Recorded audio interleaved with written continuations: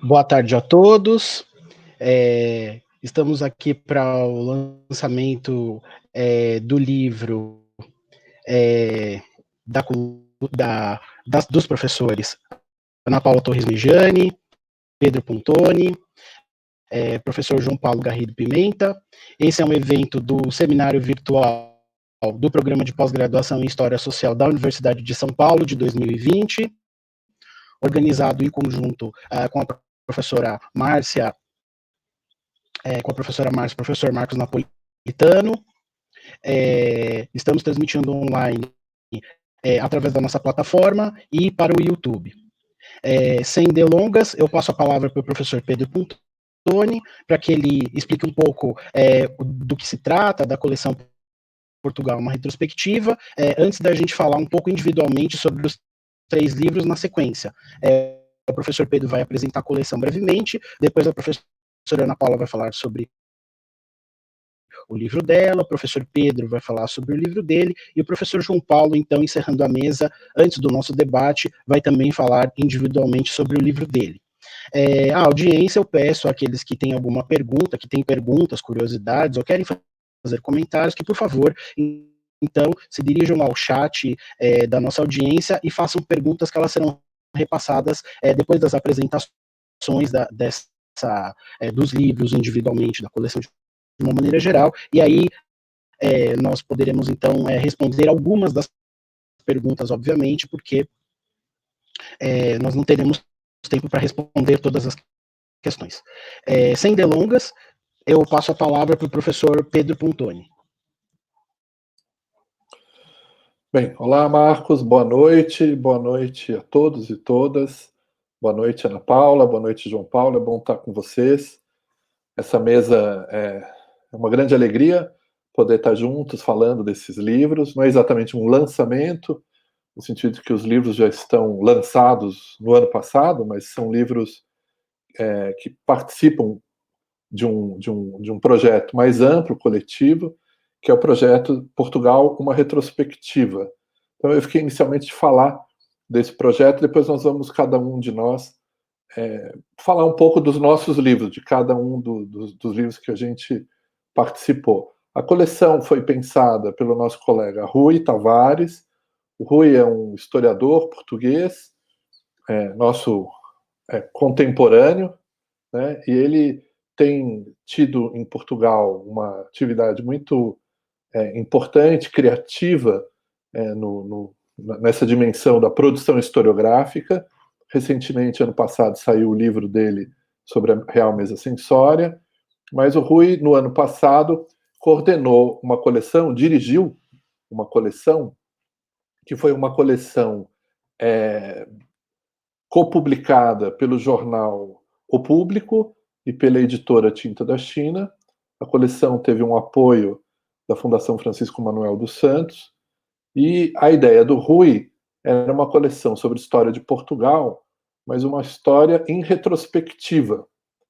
Então o Rui pensou em contar a história a partir do presente, e não pensando como um anacronismo, mas pensando como uma viagem, um percurso no tempo e no espaço, portanto, também em direção a um passado de Portugal.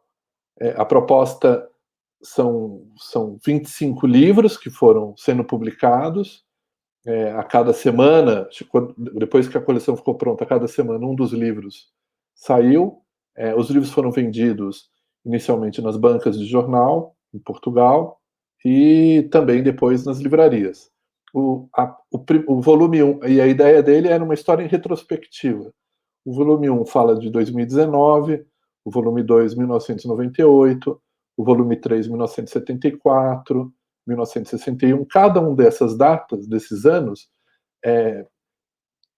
tentando capturar um determinado momento, uma determinada conjuntura, ou falar de um certo contexto da história de Portugal. Então, vários historiadores e colegas foram convidados para apresentar, inclusive, sugestões de datas que seriam marcantes para pensar a história de Portugal numa retrospectiva.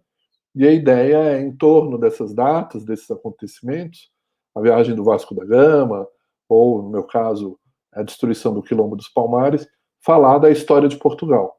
Né? Então, esse foi a proposta desse projeto, que é um projeto muito bonito do Rui, que convidou muitos colegas. Alguns volumes têm mais do que um historiador, mais do que um autor, alguns deles são 2 autores, e é uma coleção que tem, quer dizer, um objetivo de ser uma coleção de divulgação, uma coleção para atingir um público mais amplo. Então, acho que essa que é a ideia que a gente tinha que apresentar aqui da coleção. Obrigado, Pedro. Agora a gente queria saber um pouquinho do percurso realizado pela professora Ana Paula Torres Megiani na confecção do volume dela, que se intitula 1580, já que esse percurso que o Pedro apontou, então tem essas datas-chave para explicar um pouco a história de Portugal. Ana Paula, obrigado.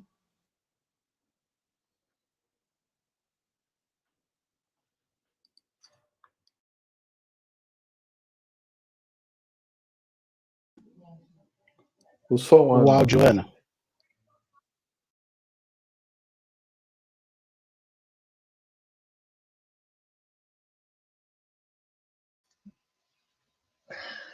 Boa tarde. Estou nervosa. Boa tarde a todas e a todos. Me desculpem aí pela falha técnica de ter deixado o som desligado. Bom, queria agradecer inicialmente ao Programa de História Social pela possibilidade, pela oportunidade de falarmos sobre os nossos livros. Quero agradecer aos organizadores, a Júlia, o Wanderson e o Marcos, que está coordenando aqui a nossa sessão, a empresa Interrogação, que está sediando, né, e coordenando todo o evento. São muitas mesas, são muitas apresentações, muitas comunicações, enfim, está muito interessante e já temos recebido inúmeros cumprimentos pela realização do seminário virtual. Quero agradecer também ao professor coordenador, as coordenadoras Márcia Barros, Elizabeth Cancelli e Marina Melo Souza, que conceberam o seminário, e o Marcos Napolitano e a Estela Franco, que são os nossos coordenadores de pós até esse momento, né? Bom, eu, como Pedro e como João, fomos convidados pelo Rui, assim como, né, outros colegas, outros historiadores, para apresentar uma data da história de Portugal e, mais do que uma data, pensar, né, nas relações que essa data, que obviamente tem um acontecimento chave, também possui com a obra anterior e a obra posterior. Então, eu, na verdade, que fiquei encarregada do ano de 1580, para quem me conhece já sabe por quê, né?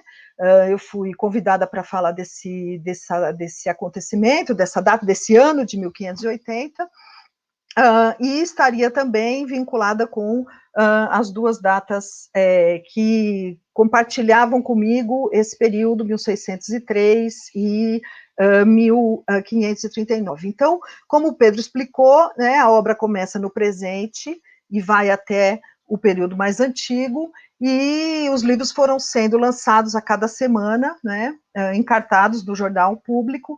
Então, são livros para o grande público, não é um livro para especialistas, né, e ele tinha um formato muito definido, né, um número de caracteres máximo, um número de imagens que a gente podia fazer, e também limitações em relação a notas, citações e número de obras de indicação bibliográfica, enfim. Eu estou dizendo isso porque muitas das pessoas que estão nos assistindo são nossos alunos, nossos estudantes, pós-graduandos também, né?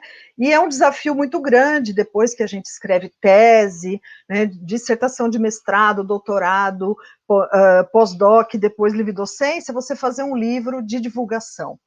É um desafio muito grande e, ao mesmo tempo, muito prazeroso, né? Então, queria inicialmente dizer que foi uma satisfação escrever esse livro. Eu dediquei o meu mês de janeiro de 2019 inteiro a ele, né? Foi muito agradável trabalhar, apesar de ser verão aqui em São Paulo, né? Mexer com esse conteúdo, que é um conteúdo tão caro nos meus estudos, né? Bom, cabe, claro, uma breve apresentação do porquê 1580, né? 1580 é um ano-chave, como tantos outros, né? Todos os anos são importantes, não é que tem um mais ou menos, mas, enfim, a história, né? Ela também se opera por acontecimentos que, mesmo sendo na curta duração, ou seja, acontecimentos, né? Que recortam, que definem a periodização, eles precisam ser entendidos na sua complexidade, né? E o ano de 1580 é um ano em que Portugal passa, né, se torna um reino da monarquia hispânica, ou seja, Portugal foi incorporado à monarquia hispânica, dando início ao que nós chamamos, né, atualmente, genericamente, de União Ibérica. Mas nós, especialistas nesse tema, nesse período, dizemos que foi o ano em que Portugal foi incorporado à monarquia hispânica, um período que dura, né, até 1640, e que vai ainda, em 1640, dar início a uma longa guerra que vai durar ainda 28 anos de independência de Portugal. Então, 1580, embora seja o ano oficial, né, da incorporação de Portugal à monarquia hispânica, ele é um ano que, enfim, um ano muito difícil, um ano muito sofrido para Portugal, e o meu livro ele foi muito nessa linha de pensar, né, as angústias que viveram, né, os portugueses nesse momento, porque, claro, como vocês sabem, Portugal vinha, né, de mais de 100 anos aí, cerca de 150 anos de expansão, de navegações, de conquistas, enfim, de uma mudança muito grande da própria imagem que Portugal tinha na Europa, né? E o ano de 1580 é para Portugal um ano de desafio, né? Em primeiro lugar, porque é um ano de uma peste terrível, que já vinha desde 1579, né? É o ano em que morre o rei cardeal Dom Henrique, 1580, ele morre em fevereiro, né? É o ano em que morre o poeta Luís de Camões, em julho de 1580. É o ano em que se dá a aclamação de um rei considerado um rei suspeito, chamado Dom Antônio Prior do Crato, era um candidato à herança.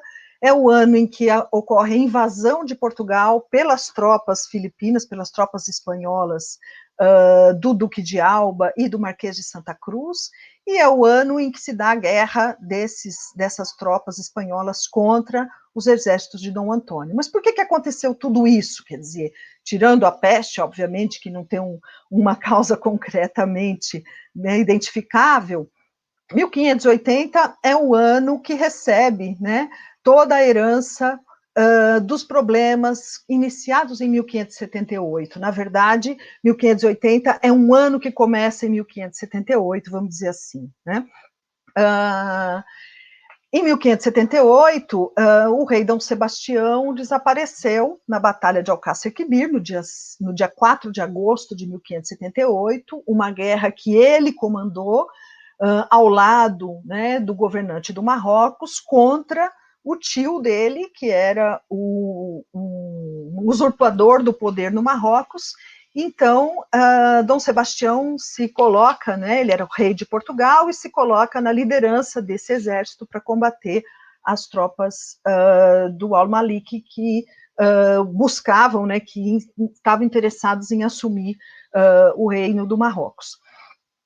As tropas portuguesas, assim como, né, todo um conjunto desse exército, foram derrotadas pelo exército islâmico, árabe, muçulmano, enfim, marroquino, turco, enfim, tinha um grande contingente, né, nesse exército muçulmano, e o corpo de Dom Sebastião desaparece nessa batalha sem herdeiros. Dom Sebastião não tinha herdeiros e vai, então, ser sucedido pelo seu tio-avô, o cardeal Dom Henrique, que vai vir a morrer, a falecer em fevereiro de 1580. Né? Então, o livro ele trata justamente desse dilema, o dilema da sucessão, né, entre 1578 e 1580, né, o problema da negociação, quer dizer, o rei da Espanha, Filipe II, que era, né, tio de Dom Sebastião, é o herdeiro mais próximo, embora não fosse a linha de descendência, né? Ele tinha uma aproximação, né? Ele tinha um parentesco por ser também da mesma família. As casas reinantes portuguesa e espanhola vinham se casando desde o final do século XV entre si, então havia muitos herdeiros comuns, né? Mas a gente também, acabei também dando uma grande ênfase, na verdade, no livro, para o ano de 1580. Então, embora todo esse antecedente tenha que ter sido, né, relatado, explicado, eu procurei dar ênfase ao ano de 1580 e todos os dilemas, toda a violência que Portugal sofreu, né, nesse período. Há também um processo de aproximação da coroa espanhola das elites portuguesas, quer dizer, as elites portuguesas, elas, de certa maneira, se rendem, né, à negociação que o rei da Espanha oferece, e, a partir desse momento, os dois grandes impérios ultramarinos globais, que eram o Império Espanhol e o Império Português, vão estar sob a mesma coroa. Então, 1580 também é um momento, né, como diz o historiador francês Serge Gruzinski, é o início de uma primeira mundialização, é o momento que se configura, né, como ele define, uma primeira mundialização, um momento em que todas as partes do mundo podem estar conectadas, né? Não vamos dizer que elas estejam de fato conectadas, mas que existe já, né, nesse contexto, um grande conhecimento de todas as partes do mundo. Aí vão se desenvolver, em grande medida, a cartografia das navegações, a circulação de produtos, a circulação de pessoas, enfim. Então, é um ano, né, que, por um lado, para os portugueses, é um ano muito triste, porque Dom Sebastião, tendo desaparecido, o corpo, né, foi Filipe II manda trazer um corpo que ninguém sabe se realmente aquele corpo é do rei desaparecido, inclusive vão surgir vários falsos Dom Sebastião, que se diziam ser, né, o rei desaparecido na África a partir desse momento, mas 1580 para a história ibérica, para a história dos impérios ibéricos, um momento muito importante em que esses dois mundos que eram, por tratados, né, separados pela linha de Tordesilhas, vão se juntar, vão se, né, transformar em uma dimensão global, né? O livro, então, eu acho que eu já falei o meu tempo de 15 minutos, né? O livro é um livro que tem uma característica, portanto, narrativa, descritiva. Ele não é um livro de debate historiográfico, embora na primeira parte eu tenha feito uma discussão sobre, né, as obras mais importantes, como foi visto 1580, né, desde o fim da União Ibérica, e hoje em dia, principalmente, os autores que trabalham com esse período, né, o Rafael Valadares, que é um grande historiador espanhol, muito importante para nós, com nossas discussões, e outros colegas, Fernando Bouza, que também é um grande especialista no período da união de Portugal com Espanha, né?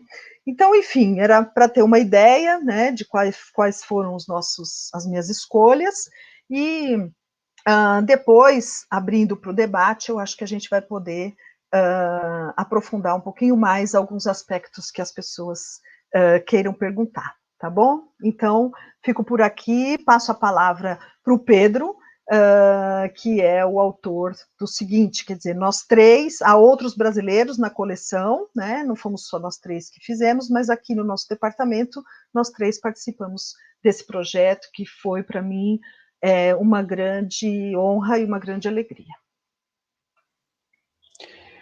Pedro, por favor, então agora eu gostaria que você falasse do seu volume, um pouco da sua pesquisa, né? 1694. E agradeço também, em nome da organização do seminário, do departamento, enfim, a palavra é sua. Tá bem, muito obrigado. Ana, foi ótimo ouvi-la. a coleção, de fato, é muito intrigante. O Rui conseguiu reunir um time grande de historiadores, como a Ana falou, não são só portugueses, são também brasileiros, mas espanhóis, há outras nacionalidades, digamos, compondo esse olhar para a história de Portugal, que é uma história, ao mesmo tempo, global. O Rui propôs essa viagem no tempo, como também uma viagem nas fontes, com uma ideia. Eu tive uma conversa com ele no ano passado, em fevereiro, quando ele me chamou para a coleção. Eu tive a oportunidade de passar 2 semanas em Portugal, saímos para almoçar um dia, e ele me contou, muito animado, da coleção, que já estava sendo realizada, escrita por vários colegas, e me contou essa ideia de fazer uma viagem no tempo, que fosse uma viagem nas fontes, e que nós, historiadores, nos esforçássemos para, em torno de um episódio, de um evento, de um momento da história, que teríamos que escolher um ano, ou um episódio dentro desse ano, mobilizássemos esses conhecimentos para produzir uma viagem nos leitores da coleção que fosse de sensibilização para a temática da história, para a construção da memória e também para o fazer história, né? Para a fábrica da história, de como que os documentos, as fontes vão ser trabalhados. O Rui me chamou e falou: Pedro, você tem que escrever alguma coisa. O século XVII está preenchido com dois títulos, 1603, que é o Davi Marcos e o Pedro Cardim, e também 1640, que foi escrito pela Joana Fraga e um brasileiro, o Thiago Krause, nosso colega lá da Unirio. Ele me fez pensar sobre o século XVII, e eu falei: Rui, o século XVII, a data que eu acho que é a data importante, que sempre tem que ser trabalhada, é o ano de 1694. E a gente estava almoçando ali, bem perto da Biblioteca Nacional, eu lembro muito bem, ele olhou e falou: mas como? Que data? Porque nós estamos falando da história de Portugal. Eu falei: então, 1694, na história de Portugal, é um momento fundamental, porque é o momento da destruição do Quilombo dos Palmares. É a invasão da Cerca Real do Macaco e a destruição do Quilombo dos Palmares significa um momento importante da história do Império Colonial Português. É um momento de viragem, o ano de 1694, desse império, olhando para essa dimensão da resistência dos escravizados, mas é um ano também de muita de acomodação, digamos assim, de várias camadas, vários terrenos desse império num novo patamar de sedimentação que vai permitir o império realizar a transformação que ele realizará no século XVIII, com o ouro do Brasil. Se nós olharmos o ano de 1694, além da destruição do Quilombo dos Palmares, que significou, e aí eu trabalho isso no livro, digamos, o fortalecimento de um sistema econômico, social, baseado no escravismo aqui na América, numa dimensão que era única nesse século XVII, ao mesmo tempo significou um momento de início de superação de uma crise, que é a crise do século XVII, que inclusive os colegas do volume de 1603 tratam, não só essa crise da economia mundo no século XVII, mas a crise da economia açucareira na segunda metade do século XVII. Então, no livro, eu vou falar dessa crise da economia açucareira a partir da restauração, em 1640, em Portugal, ou da restauração do Brasil, em 1654. Essa economia açucareira que começa não só a patinar, mas que não consegue realizar o que se esperava do ponto de vista dos Bragança, de recuperar a capacidade de produção e de renda do Brasil, também se vê ameaçada por uma revolta social, que não é só a revolta do Quilombo dos Palmares, mas também é a revolta dos indígenas, a Guerra dos Bárbaros, que são contemporâneas.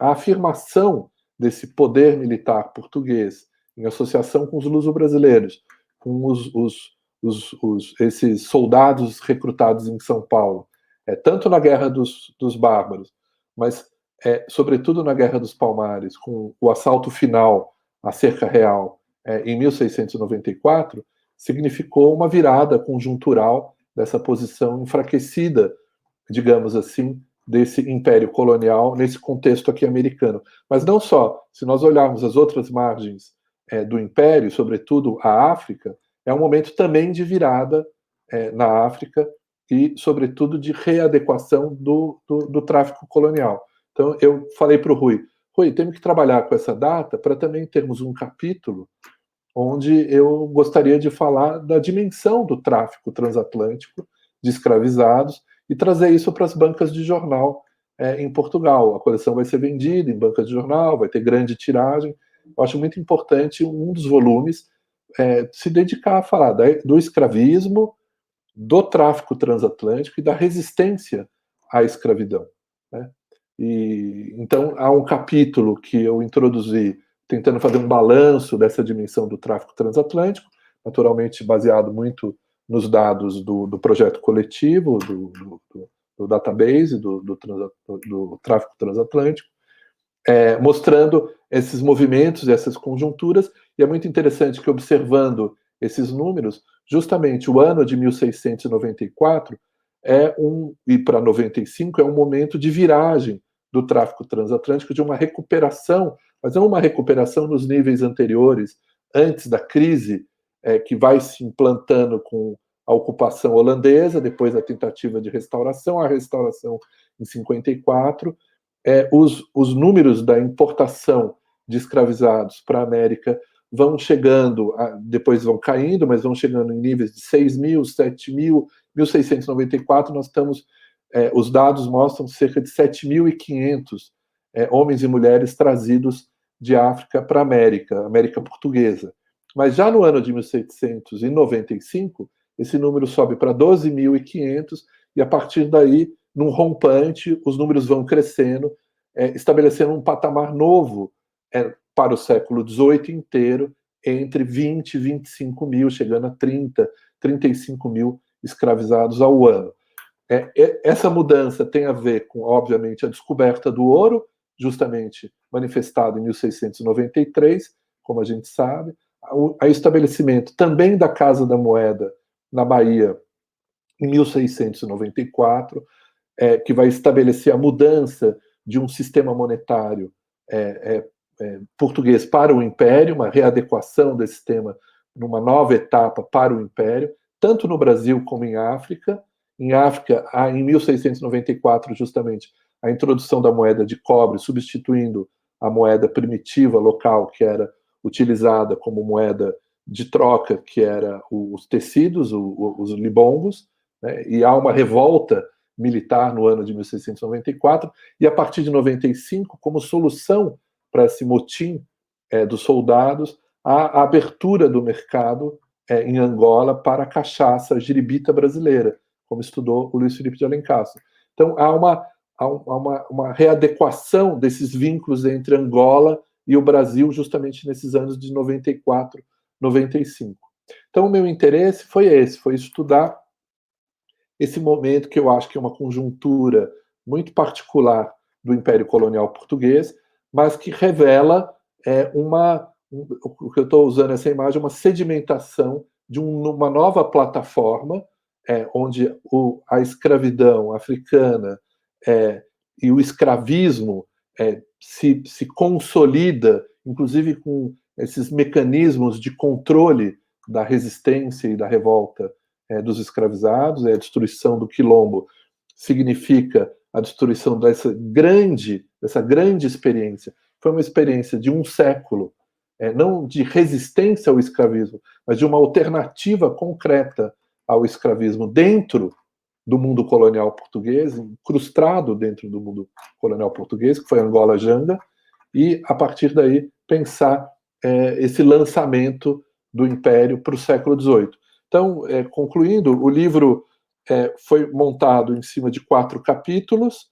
Eu, no primeiro capítulo, justamente apresento os paulistas ali um pouco aguardando em Porto Calvo. Na verdade, eles estavam sediados numa praia ali perto de Porto Calvo, aguardando a possibilidade de atacar o Quilombo, a cerca real, sobretudo, que era o alvo militar desenhado, e a partir daí procuro apresentar para o leitor uma pequena descrição do que era Angola Janga, como que a literatura, a historiografia apresentou essa longa guerra dos Palmares, e aí o capítulo 2 é dedicado a estudar o tráfico transatlântico e apresentar essa síntese do tráfico transatlântico, para pensar esse momento final da conjuntura 94-95, né, esse marco de transição, como eu estava falando, e aí o capítulo 3 da crise da economia açucareira, pensar a crise do Estado do Brasil, que era um momento também de epidemia, da febre amarela, da guerra dos bárbaros, de ascensão de Angola Janga, né, dessa pequena Angola incrustada aqui na América, e o desenho dá uma estratégia de extinção do Quilombo. Né, a definição que vai se tornando clara a partir de 1670, mas se consolida justamente no final dos anos 80, 1680, início de 1690, de que era necessário, do ponto de vista da monarquia portuguesa e do seu império colonial, a destruição completa do Quilombo. E essa estratégia é, então, apresentada no último capítulo, que eu intitulei O Assalto Final, dividido em uma análise não só do episódio do assalto final, mas também das consequências desse assalto final no desenho de uma, digamos, política antiquilombista, como diz o Luiz Felipe de Alencastre, Silvia Lara mostra, um conjunto de estratégias, de dispositivos que passam a regrar um mecanismo de força do Império Colonial para conter as novas possíveis, e que vão acontecer, revoltas e insurreições escravas aqui na América. Então esse foi o projeto. Acho que deu tempo, né? Deu. Muito obrigado, Pedro, pela sua brilhante exposição. Uma pesquisa, sem dúvida, muito instigante, né? Eu que acompanho o Pedro há algum tempo, enfim, primeiro como professor e agora como pesquisador, como colega, enfim, muito obrigado. Gostaria de, então, passar a palavra para o professor João Paulo Pimenta, que tem na série o livro 1822. Gostaria que ele falasse, então, um pouco a trajetória de pesquisa dele nesse livro em específico. Obrigado, João Paulo, agradecemos em nome da organização e da pós-graduação em História Social. A palavra é sua. Muito obrigado. Eu que agradeço, Marcos. Vocês estão fazendo uma organização de um seminário excelente. Eu não sei se vocês têm plena consciência disso, estão colocando inclusive nossos eventos acadêmicos, que daqui para frente tendem a ser cada vez mais online, esperamos que não exclusivamente online, mas vocês já estão colocando esses eventos num outro patamar, vocês estão lançando já um modelo de realização disso, e todos nós da coletividade do DH só temos a agradecer, viu? Muito obrigado, então, a todos vocês dessa organização. Olha, um prazer estar aqui nesse começo de noite, batendo esse papo com a Ana, com o Pedro, com o Marcos e com as pessoas que estão nos assistindo aí, seja por aqui, seja lá pelo YouTube. Valeu pela presença. Antes de mais nada, a respeito do meu livro, eu queria dizer que ele foi escrito em coautoria com a professora Ana Cristina Nogueira da Silva, que é uma professora do departamento, da Faculdade de Direito da Universidade Nova de Lisboa. A Ana Cristina concebeu esse livro e então me chamou para dividir tarefa com ela, e digo sem nenhuma falsa modéstia, absoluto compromisso com a verdade, que ela é também responsável pelas melhores partes desse livro. Dito isso, eu recuperei aqui uma citação do grande historiador Vitorino Magalhães Godinho, em um livro escrito originalmente em 1946, A Crise da História e as Suas Novas Diretrizes. São esses títulos um pouco enganosos, né? porque o sujeito pega a edição de 2000 e pouco e falou, opa, as novas diretrizes da história, já estava falando das diretrizes lá em 1946, né? Então, como alguns de vocês devem saber, o Vitorino Magalhães Godinho é um grande historiador português, talvez o maior historiador português do século XX, se é que essas listas e esses rankings têm algum sentido, e ele era um historiador que praticava com maestria, como um discípulo do Brodel, as longas durações e as grandes espacialidades. Então ele não era um historiador de pequenas coisas, era um historiador de grandes coisas. E num desses capítulos, então, do livro A Crise da História, intitulado O Alargamento Geográfico e Cronológico, o Vitorino Magalhães Godinho escreve o seguinte, palavras de abertura: o aspecto a um primeiro relance mais saliente das investigações históricas é o correlativo recuo dos marcos cronológicos e o alargamento do horizonte geográfico.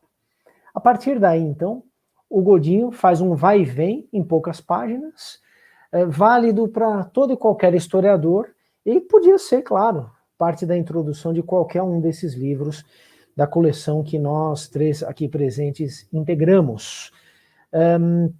Só é possível entender a história partindo-se de um ponto, fazendo um alargamento espacial e temporal, e ao mesmo tempo um encurtamento, então jogando com tempos e espaços, de modo que ao objeto lhe seja restituída a devida complexidade, perdida pelo fato de que esse objeto não existe mais, tal qual existia no passado, mas parcialmente reconstruída então pelo ofício de nós, historiadores.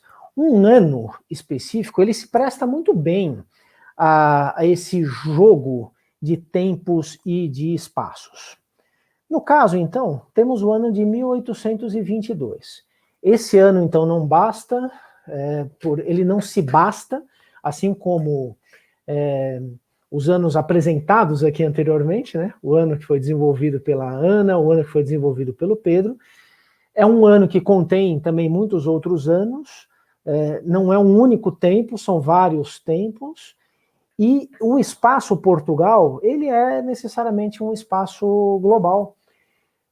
As condições estão dadas, que nem a Ana disse aí, então a partir de 1580, e não é uma trajetória linear, não é uma trajetória segura, mas essa globalização, ela é também um jogo permanente de reconfiguração histórica de tempos e de espaços ao longo dos séculos, a partir, lógico, da expansão, então, dessa economia mundo, para usar uma expressão brodeliana, europeia do final do século XV, do começo do século XVI, o que não significa, repito, claro, um processo linear, é um processo todo ele errático, e essa dimensão errática ela se faz presente, inclusive, nesse nosso século XXI, nesse ano de 2020. Bom, 1822, então, por quê?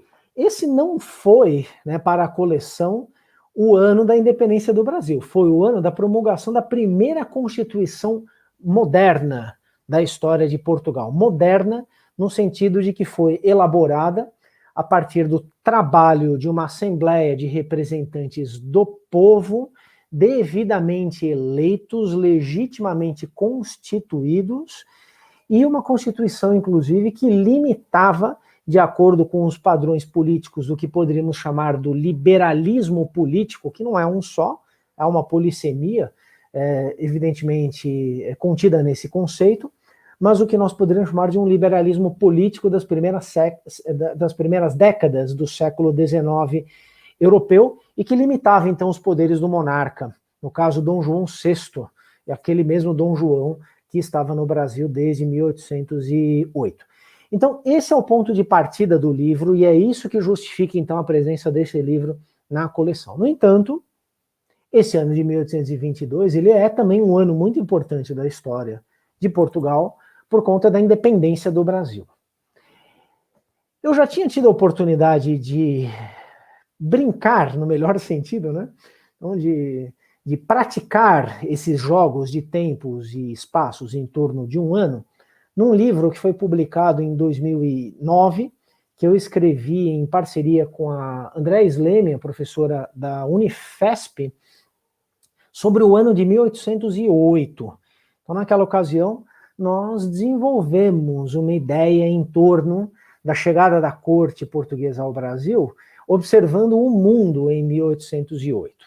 Aqui, a observação ela é mais focada em Portugal e Brasil, aqui nesse livro 1822, mas também tem uma entrada, pelo menos uma menção, se não para a gente entender, mas pelo menos para a gente imaginar, para a gente se sensibilizar minimamente com o que está acontecendo em outros tempos, em outros espaços do mesmo ano de 1822.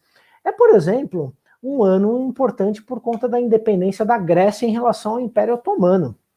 É também um ano importante para o Império Mexicano, que existe entre 1822 e 1823, durante praticamente um ano, na verdade menos, durante uns 6, 8 meses, o Império do Brasil não foi o único império da América, né? Houve uma outra monarquia coexistente ao Império do Brasil, essa monarquia mexicana, então, esse império criado em 1822, é também, por exemplo, o ano de declaração de formalização de independência da audiência de Quito em relação à Espanha, e a incorporação da audiência de Quito à República da Colômbia. Porque no começo do século XIX, independência queria dizer, sobretudo, em termos políticos, autonomia, capacidade de decisão em relação ao que se fazer com o corpo político que estava se constituindo autonomamente. Inclusive o poder de decisão de incorporação desse corpo político a um outro corpo político. É o caso, então, da audiência de Quito. Posteriormente vai ser um embrião do atual Equador, da atual República do Equador. É um ano importante também para a formação, um processo longo, né, de formação da Libéria, esse país, então, que hoje está localizado na costa ocidental da África, que é um país formado com o retorno de ex-escravos, né, dos Estados Unidos para o continente africano, ou então simplesmente de ida de ex-escravos nos Estados Unidos, que não necessariamente tinham nascido na África, mas poderiam ter nascido na América também.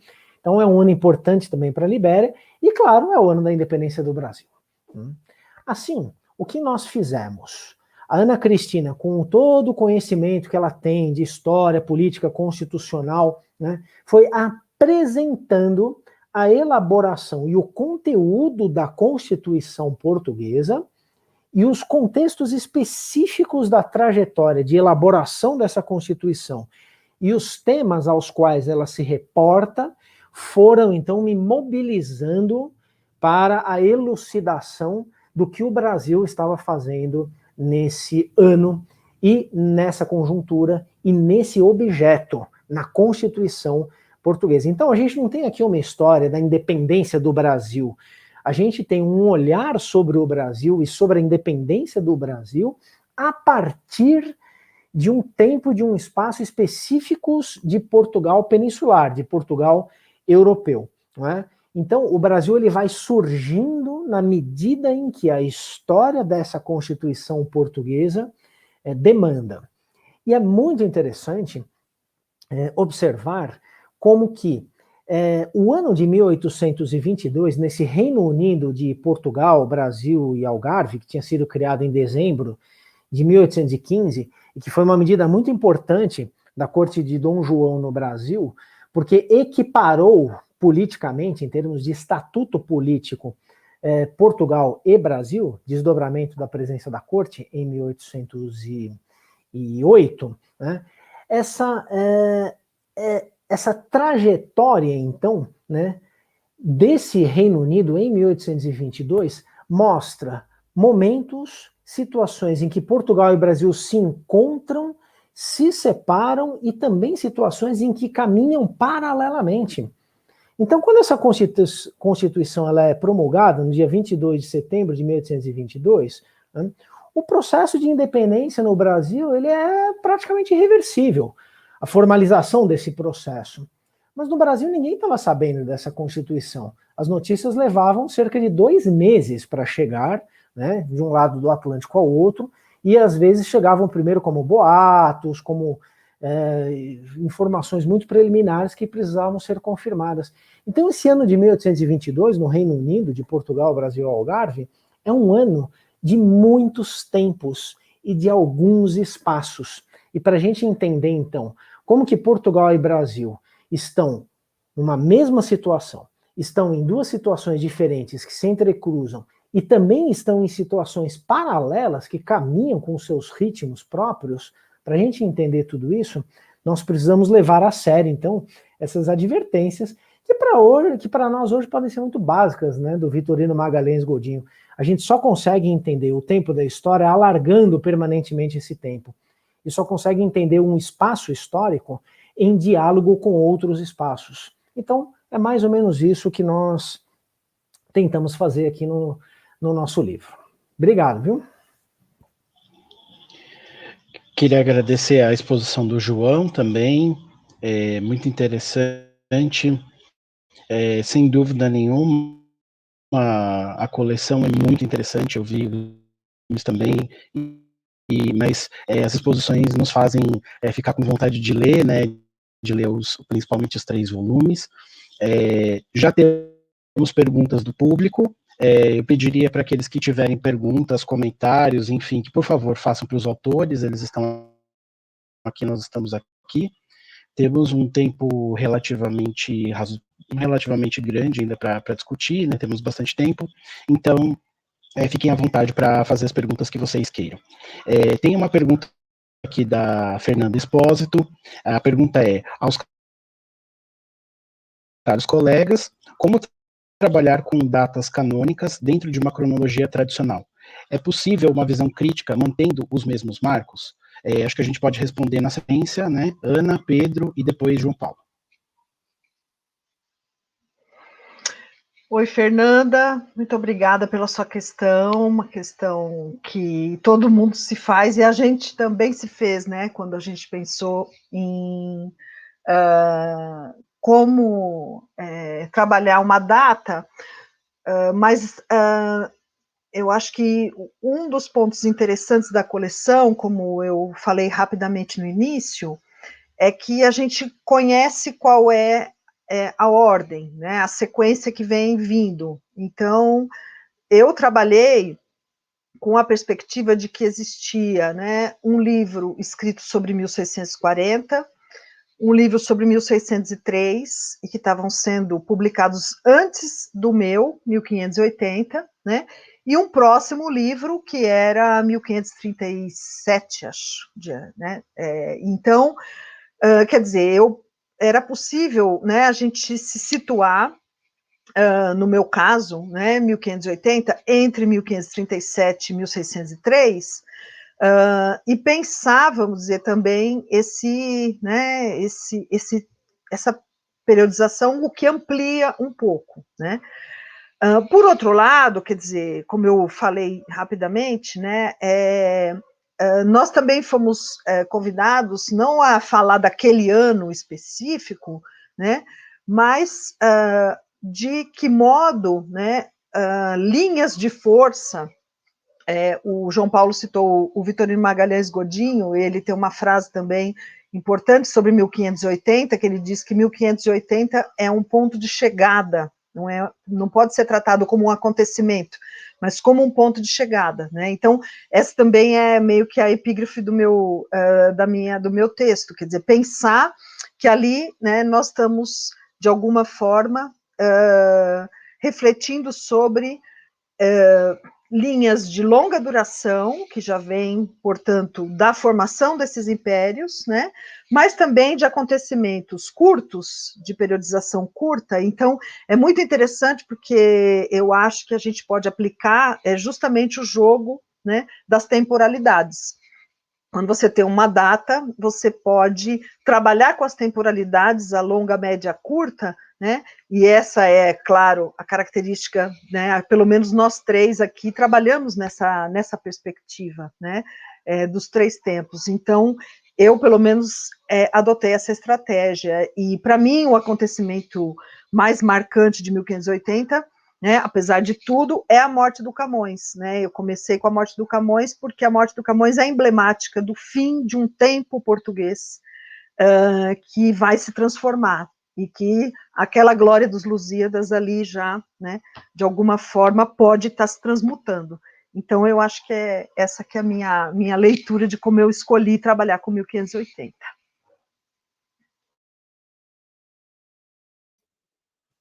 Bem, falou eu, Pedro? né? Fernanda, obrigado pela pergunta. É uma pergunta que, na verdade, eu acho que os colegas, a Ana e o João, a Ana já respondeu muito bem, e o João já falou um pouco disso, né? Que ele falou justamente da forma como eles abordaram essa data tão canônica, sobretudo na historiografia brasileira, 22 de uma outra maneira. Então, eu acho que também esse foi um desafio que o Rui colocou e apresentou, e o livro introdutório é dele, né, 2019, discutindo justamente essas dimensões da temporalidade, uma temporalidade aqui proposta com um olhar invertido, né, uma viagem aprofundando no tempo. E esse é interessante, o impacto desse movimento é interessante. Isso já vai desfazendo um pouco essas datas na medida em que você vai lendo um livro, outro, e esse efeito está dado. Mas claro que também eu acho que o resultado muito é de uma perspectiva de uma história crítica que é compartilhada por todos os autores que estão participando da coleção, né? Que os autores que escrevem, todos eles olham para essas datas, essas mais canônicas, justamente procurando repensá-las, inclusive, como a historiografia repensou. O livro da Ângela Xavier, por exemplo, que ela escreve junto, se não me engano, o da Ângela é junto com... agora esqueci, um especialista do Manuelino, da arte manuelina, me perdoe. Mas isso. É um livro falando da viagem do Gama, mas sobretudo desse impacto da viagem do Gama na cultura portuguesa, nesse panorama mental em Portugal. Então, não é exatamente uma história da viagem do Gama, né? Então, é bem interessante. Por outro lado, aí a minha resposta à sua pergunta é um pouco assim, meio excêntrica, no sentido de que, no caso, a data 94, como eu procurei contar lá na anedota de que a gente estava almoçando ali ao pé da Biblioteca Nacional, foi uma data tirada fora do cânone da historiografia portuguesa, né? Que não está em nenhum manual, em nenhum lugar, essa data. Né? Na história de Angola tem, na história do Brasil, sem dúvida. Né? Mas a ideia era introduzir essa data numa historiografia portuguesa, que tem um lado todo diferente, como você notou, mas que, de alguma maneira, atende às expectativas de uma memória coletiva que está montada em cima dessas datas, 1640, 1580, e tal, o início da Guerra Colonial, a Revolução dos Cravos. As grandes datas estão lá, o Vasco da Gama, estão lá. 1694, no caso, a própria data é uma invenção, então não é bem uma data canônica, muito pelo contrário, acho que ela quebra um pouco esse ritmo da história em retrospectiva. João. Marcos. Então, sim. Obrigado, Fernanda. Claro, o fato de uma data ser canônica nos coloca a pergunta do porquê da canonização da data. Logo, nos coloca a responsabilidade de estudarmos também a transformação de uma data em uma data canônica, ou a concepção de uma data nessa condição. Agora, claro, nós, historiadores, nós precisamos de alguma forma de organização temporal do passado para que o passado deixe de ser um emaranhado caótico e absolutamente incompreensível. Então, nesse sentido, nós também violentamos, em parte, o passado quando nós nele colocamos uma organização que não necessariamente a ele pertencia. Mas nós precisamos fazer isso. Caso contrário, repito, o passado nunca será minimamente compreendido. Agora, o que nós não podemos fazer é levar a sério demais uma data qualquer que seja. Em primeiro lugar, porque uma data ela é sempre passível de ser um objeto de disputa, né? Segundo lugar, porque os tempos da história, eles não são redutíveis jamais a uma única data, por mais impactante que seja um evento, um processo, um momento, uma situação histórica organizável temporalmente por meio daquela data. Inclusive, alguns tempos da história, eles não são traduzíveis nem por números. Às vezes um número dá conta, 1822, 1580, 1694. Pode ser um mês, pode ser um dia, pode ser um semestre. Ora, eu escrevo o tempo todo pensando em séculos, ou dou aula o tempo todo, falo século XVI, o final do século XVII, começo do século XVIII, a segunda metade do século XIX. Então, o século é uma forma importante de organização temporal da história na minha cabeça. Mas, repito, os tempos da história, eles são plurais, são variados, de natureza, inclusive variada, e nem sempre eles são redutíveis a números, logo a datas. Então precisamos de datas, o fato de elas serem canônicas não é um problema necessariamente, a periodização necessária, no entanto, a pluralidade, a simultaneidade de tempos e a variedade de tempos históricos nem sempre se reduz, então, a essa expressão numérica, digamos assim. É tudo muito interessante, né? É a própria reinvenção, claro, do trabalho do historiador, da ideia de história pelo próprio historiador. É isso que a gente faz o tempo todo, né? Há uma pergunta aqui do Gabriel Faustino. Para o professor João Paulo, o João Paulo pergunta, gostaria que o professor esclarecesse o impacto da Constituição promulgada em 1822 para a consolidação do processo de independência do... João? Obrigado, Gabriel. A pergunta é interessante. A resposta pode ser um pouco decepcionante, porque o impacto da Constituição portuguesa na independência do Brasil é muito pequeno. É muito pequeno. Assim como o impacto da independência do Brasil na Constituição portuguesa é menor ainda. Por quê? Porque aí nós estamos diante daqueles tempos e espaços que estão correndo, se não paralelamente, mas eles estão correndo nos seus ritmos próprios, seguindo suas lógicas próprias. A Constituição portuguesa, Gabriel, ela previa a união dos hemisférios. Essa não é uma Constituição a princípio sectária, separatista. Ela partia do pressuposto de que a nação portuguesa era formada pelos portugueses de todo o mundo. Assim sendo, ela pretendia incluir o Brasil e as partes do Brasil. Mas, só que na prática ela não inclui absolutamente nada, né? No entanto,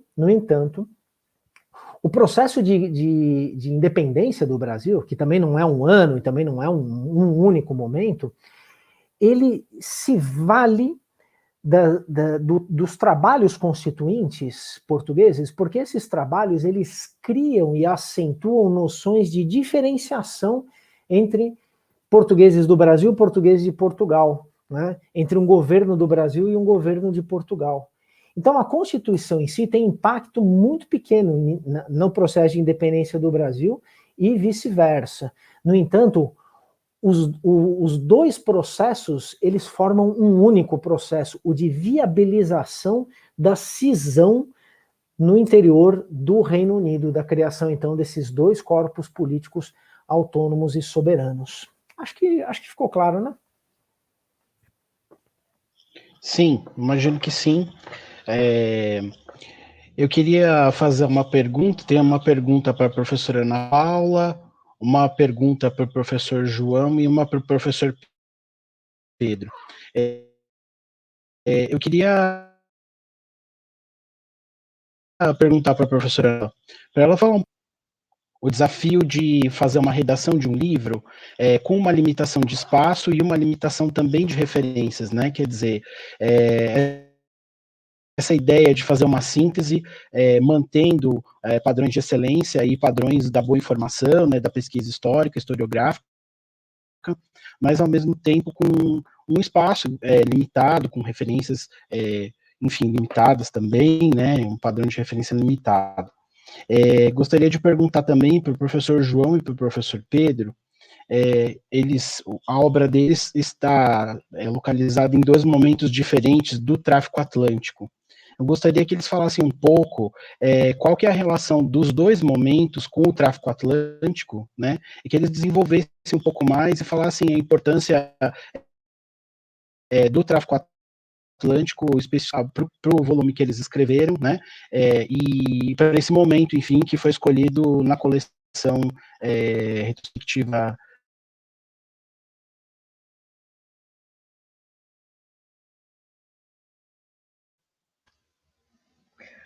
Ana? Marcos, muito obrigada pela questão. Bom, um grande desafio, né, nos meus 15 minutos de apresentação, não tive tempo de mencionar, talvez algumas pessoas não saibam, que eu fiz um mestrado e o meu doutorado, quer dizer, minha dissertação e minha tese, sobre esse período mais alargado, né? Quer dizer, na verdade, no meu mestrado eu trabalhei com a expectativa do messianismo régio português desde o século XIII até o século XVI, que vai, né, que vai levar à expectativa do messianismo régio de Dom Sebastião, que ao desaparecer na batalha vai acabar inaugurando, né, uma espécie de crença no seu retorno, porque parte da população portuguesa não se sente, né, contemplada com a monarquia hispânica, e, sobretudo, pessoas que estão fora de Portugal, exilados, enfim, há uma série de, sobretudo, os seguidores do Dom Antônio Prior do Crato, depois Dom Antônio morre, que vão alimentar, né, na França, essa ideia de que Dom Sebastião ia voltar. Né? Então, eu trabalhei no mestrado com isso, e no doutorado eu trabalhei com a incorporação de Portugal e o contrário, né, do mestrado, a aceitação, e como foi a dificuldade de aceitação da União Ibérica para os portugueses, e como que eles, né, o Pacto de Tomar, enfim, os acordos que foram estabelecidos. Então, o que eu fiz foi fazer uma espécie de síntese do que eu tinha escrito em duas teses, né?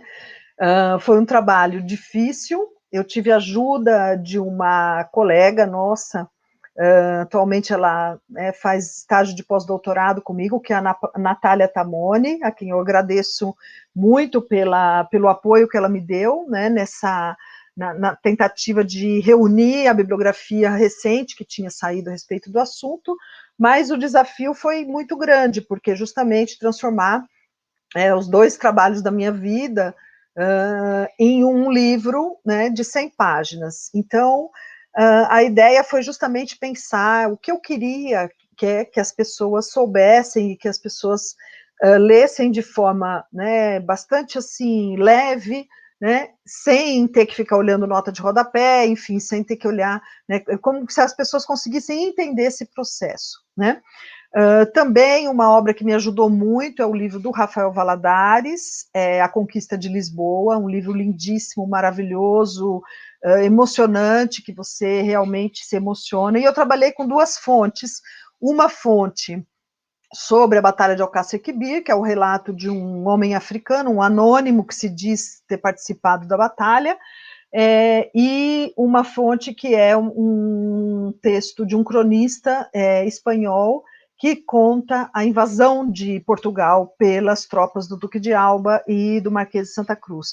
Então, também para não ficar só na historiografia, né, eu busquei encontrar dois documentos que pudessem dar um pouco do espírito da época, né, da narrativa da época, e isso por orientação, né, dos organizadores da coleção, nós precisávamos também transformar em um texto que fosse atual, né, então uma atualização das próprias fontes e não como elas tinham sido escritas na época. Então, para quem eu acho que escreve livros mais paradidáticos ou voltados para um público maior, o João Paulo mesmo disse que já tinha escrito um sobre 1808, né, eu acho que pode ser um pouco mais fácil. Para mim foi a primeira vez que eu fiz um trabalho assim, e eu adorei. Quer dizer, se a vida não fosse tão corrida, eu gostaria de escrever mais obras assim, voltadas para um público que não seja especializado,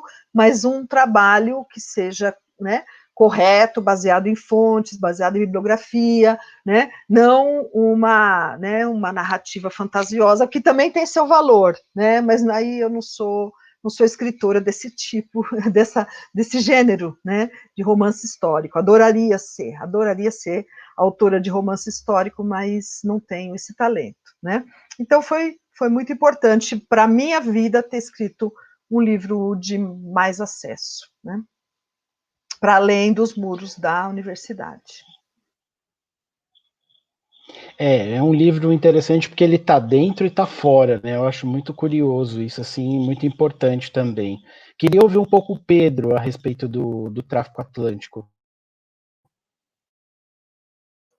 Tá bem, então, eu não só trouxe, quer dizer, a ideia de trabalhar com esses dados que estão disponíveis, né, na plataforma do Transatlantic Database, que é aquele site Slave Voyage, é possível ali rapidamente construir uma visão de conjunto, e aí eu, no livro, escolhi fazer isso. Quer dizer, eu trabalhei, claro, com a conjuntura de 94 e 95, que era o que me interessava, construir, em grande medida, essa data excêntrica, digamos, a história de Portugal, como uma data central para o Império Português.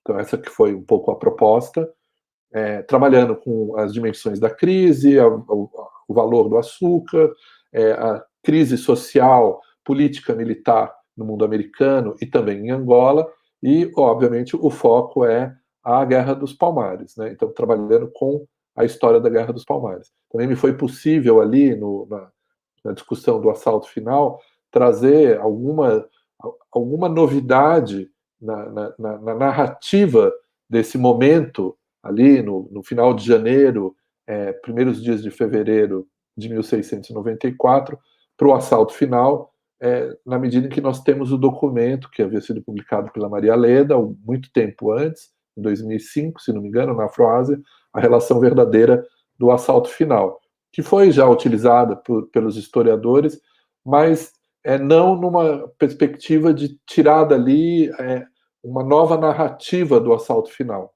Então, isso eu tentei introduzir como uma novidade no último capítulo do livro. Mas esse capítulo sobre o tráfico, ele se apresenta como um capítulo mais estrutural, na medida em que eu coloquei os dados desde o início do século XVI até a independência do Brasil, né? Não que o tráfico não continuasse, eu coloquei até o momento em que esse complexo do Atlântico Sul desabou, né, no sentido do sistema colonial, e ali você tem um quadro geral. E aí eu procurei trabalhar com alguns momentos chaves do tráfico, mostrando, fiz um pequeno gráfico falando de 7 momentos chaves do tráfico, mostrando que a crise de 1600, a data 1694, é uma das viradas de um desses momentos, né? E é uma viragem importante, como eu estava dizendo, na medida em que, olhando por essa dimensão, olhando por outras dimensões, olhando pelo valor do açúcar, para se ter uma ideia, a crise do açúcar é tão radical que, na saída das guerras holandesas, uma arroba de açúcar traduzida em ouro, que no início do século, antes das guerras holandesas, valia 246 grãos de ouro, na saída das guerras holandesas vale 100. Quando nós chegamos em 1689, vale 35 grãos de ouro, uma arroba. Esse é o preço do açúcar brasileiro, digamos assim, no mercado. A retomada se dá a partir de 95. Em 95, pula para 65, depois vai subir a 80 e vai se estabilizar nesse valor melhor, digamos assim, com uma economia muito mais ampla do que 1630, do que antes da crise. Então, é esse valor, por exemplo, que explica por que se consegue comprar de um ano para o outro, quase o dobro de escravos em África, e trazer para Pernambuco e para Bahia, sobretudo, e depois agora já para o Rio de Janeiro. Então, aí me deram olhando várias dessas facetas, digamos assim, dessas dimensões desse momento, para tentar construir essa data. E o tráfico de escravos, nesse ponto, foi muito importante. Pensar o tráfico de escravizados e falar um pouco dos mecanismos, do compromisso do Império Colonial Português com esse comércio, né? Não um compromisso de que o Império estava envolvido no comércio, mas no sentido de que o Império Colonial Português ele está construído em cima do escravismo e da escravidão, em todas as suas dimensões, como mostrou num livro belíssimo o Marcotte, recentemente, na própria dimensão da sua consciência. É um império que se constrói e se legitima pela escravidão. E é importante revelar e retomar isso e colocar num livro que tem, digamos assim, uma pretensão de ter um acesso mais amplo, um público mais amplo. Isso que eu achei interessante de fazer. Obrigado, Pedro. Nossa, revelador, realmente. E, João, como que o seu volume, então, dialoga, já que o Pedro fala que essa questão é chave no volume dele, como que a questão é tratada no seu volume, e se existe algum diálogo entre essa questão e a forma que o Pedro tratou no volume dele, enfim. Gostaria de te ouvir. Sim, eu vejo 2 pontos. O primeiro diz respeito à estatística do tráfico negreiro no começo do século XIX. Em 1822, e arredores, pensando como Godinho, um pouco antes, um pouco depois, mas quando se produz a independência do Brasil, quando é promulgada a Constituição, a primeira Constituição moderna portuguesa, o tráfico de escravos para o Brasil está no seu auge histórico. É o pico do comércio de escravos. Né?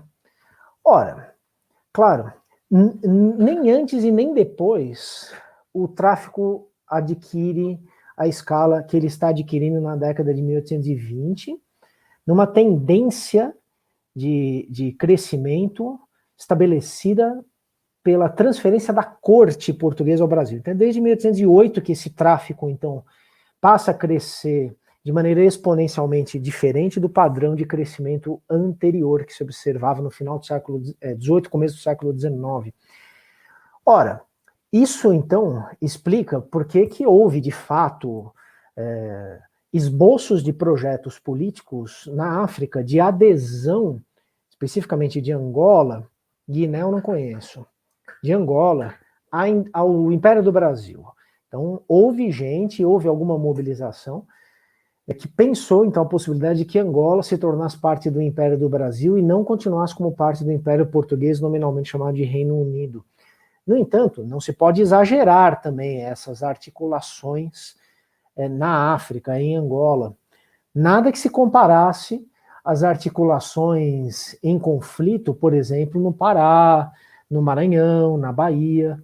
Nesses lugares houve guerras de independência porque as forças favoráveis e contrárias à adesão ao Império do Brasil, elas eram suficientemente equilibradas para levar ao conflito armado.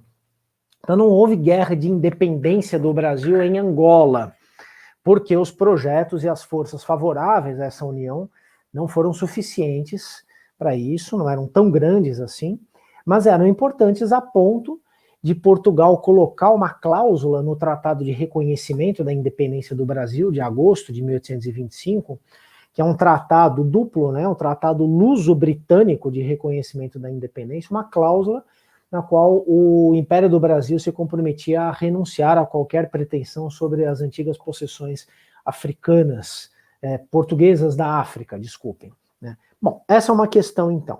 Então a sociedade escravista é a do Brasil aí, né? Então, o Brasil ele nasce como uma nação, como uma sociedade, como uma ordem societária, não é de repente, é um nascimento aos poucos também, como tudo de importante na história, mas ele nasce escravista. Né? Então, ele é mais escravista no seu início do que em qualquer outro período, e não Portugal. Agora, por outro lado, com a separação do Brasil em 1822, o Império Português se torna um império mais africano, ele se desamericaniza e se processa aquilo que muitos autores, me ocorre o Valentim Alexandre, por exemplo, é um deles, caracteriza como um novo império português, né? Então tem é o título de uma coletânea de artigos do Valentim Alexandre, mas que dá a entender essa ideia, é o Velho Brasil e Novas Áfricas, né? Então, com a independência do Brasil, o Império Português ele se africaniza mais no sentido de que ele é basicamente um império europeu, africano, com alguns enclaves asiáticos também, né? Então, mas aí esse tráfico negreiro já tem um outro sentido, não é mais para alimentar um escravismo colonial. Obrigado, João Paulo. Temos algumas perguntas aqui do público. Eu vou selecionar algumas delas. Uma pergunta do Tomás Labate para o professor Pedro Puntoni. Será que os portugueses, historiadores ou não, estão hoje mais dispostos a enfrentarem uma leitura sobre o, entre aspas, excêntrico 1694? A data inusitada talvez surpreenda, mas será que estão preparados para a surpresa um tanto incômoda de um Portugal imperialista e escravista? Depois nós temos a pergunta da Marcela para a professora Ana Paula Megiani.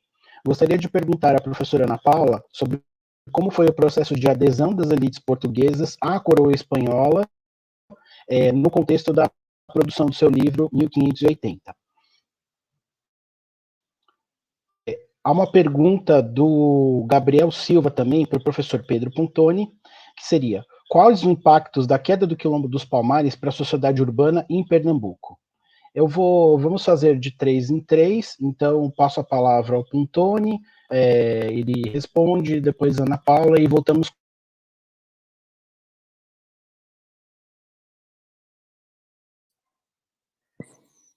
Ok. Bem, muito obrigado, Tomás, pela pergunta. Gabriel também, eu vou responder um pouco tentando encadear uma com a outra.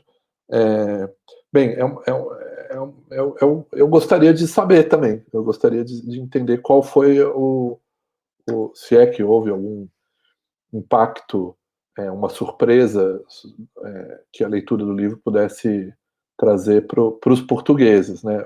A historiografia portuguesa é uma historiografia hoje moderna, uma historiografia consciente, crítica, formada por colegas que entendem, digamos assim, que a construção, o fazer historiográfico se libertou das mistificações e das narrativas legitimadoras dos Estados nacionais. Em Portugal, muito particularmente, a reação pós-Revolução dos Cravos foi, de fato, uma reação até, de um certo sentido, de silenciamento de uma parte dessa história colonial. Eu acho que esse é um problema. Há um certo... uma recusa até a falar do mundo colonial e do império colonial. Não que não se fale. Há grandes historiadores, há um acúmulo importante de conhecimento desde então. Mas, de uma forma, como eu poderia, usando a própria expressão, excêntrica em relação à produção central da historiografia portuguesa, que estamos falando só da época moderna, se pensarmos depois, mas que na época moderna está voltada para pensar muito as configurações, estruturas, instituições continentais, digamos assim. O que já é um viés, um enviesamento, diria o nosso grande amigo e mestre Antônio Espanha, que nos deixou ano passado e que a gente gostaria também de homenageá-lo. É um enviesamento, como ele dizia, criticando os enviesamentos da historiografia brasileira, mas esse é um enviesamento da historiografia portuguesa, no sentido de que é uma historiografia da época moderna que procurou muito mais construir um entendimento de um Portugal continental, e o que eu estou dizendo é que a própria ideia de um Portugal continental na época moderna é um viés, e é um viés preocupante, porque ele distorce uma realidade muito concreta e eu acredito que deve ser norteadora da produção, que é Portugal. Na época moderna é um império colonial. E aquele pequeno reino é, na verdade, a cabeça de um império, e esse império e os seus desdobramentos, a economia do império, as estruturas sociais, o jogo político do império, determina a vida política, o jogo e as estruturas dentro de Portugal. Não é possível entender 1580, 1640, não é possível entender nenhuma dessas datas sem entender que aquilo é um império com uma dimensão colonial que precisa ser trazido para dentro de novo. Então, nesse sentido, eu acho que talvez o livro cause um pequeno incômodo, isso eu acho interessante, no sentido de introduzir uma data num cânone já um pouco consolidado. Há um outro impacto, que eu acho que esse que seria mais importante de tentar entender, no público em geral, para fora da nossa pequena academia, do público mais especializado, né? Eu acho que isso é algo a se ver, não sei. De toda maneira, só terminando, em Portugal, já há alguns anos, o debate em torno do escravismo, da escravidão e das suas marcas no tempo presente, né, sobretudo o racismo em Portugal, tem mobilizado já a sociedade portuguesa, não que não mobilizasse antes, mas há mais visibilidade. O debate hoje ele é central no universo da academia, da historiografia, da antropologia. Há toda uma discussão, que é essa discussão sobre os lugares da memória, a territorialização dessa memória escravista, que é muito vivo em Portugal, na medida em que há uma narrativa silenciadora desse escravismo dentro de Portugal, que não construiu nenhum espaço efetivo de memorialização, né? Há um museu lá em Faro, um museu sobre o tráfico de escravizados, mas, cá entre nós, o museu é muito mau, muito ruim, é péssimo o museu. Eu acho até ofensivo. Estando lá ano passado, eu tive no museu em Faro, um pequeno lugar, um lugar que foi entende-se que foi ali que se consolidou ao longo de mais de 3 séculos o tráfico de escravizados, e a apresentação que nós temos lá do material museológico, da narrativa que é construída, não faz jus ao que significa o escravismo dentro de Portugal. Agora, passei por Lisboa, passei por outras cidades, não há monumentos, não há museus, não há exposições. Óbvio, acontece. Teve a exposição que o Bittencourt organizou sobre os racismos. Mas eu acho que é um tema quente lá em Portugal, assim, no debate público. Esse é um ponto importante. Por fim, só para responder ao Gabriel, obrigado pela pergunta, o impacto da queda do quilombo, né, na sociedade urbana em Pernambuco é um tema a se pensar. Eu não tenho uma resposta. É uma pergunta interessante. Se é possível visualizar isso, a chegada daqueles reescravizados em Alagoas, mas a partir de 1695, a ampliação do tráfico angolano, que tem muito a ver também, não só com a retomada da economia açucareira, a estabilização dessa coesão da sociedade escravista com a destruição do quilombo, mas tem a ver também com, digamos, o encaixe maior do circuito de escravizados com a produção de mercadorias aqui no Brasil, em particular a giribita ou a cachaça, que a partir de 95 passa a circular oficialmente, digamos legalmente, em Angola, e vai permitir amarrar, estreitar ainda mais esses laços entre essas duas margens do Atlântico.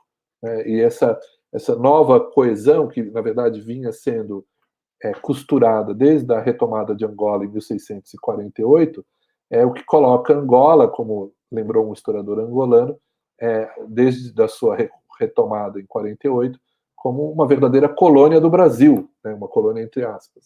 E esse vínculo se estreita a partir de 95.